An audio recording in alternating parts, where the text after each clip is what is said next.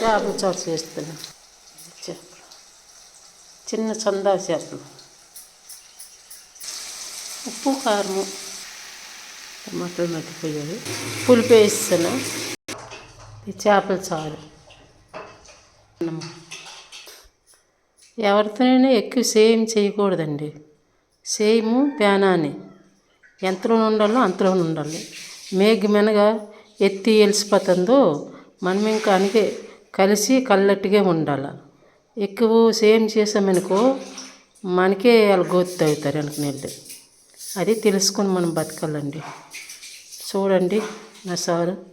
చూసి లైక్ చేయండి, షేర్ చేయండి, సబ్స్క్రైబ్ చేయండి. మమ్మీలుగా వండుకుంటామండి. చూసి లైక్ చేయండి. బాయ్ అండి.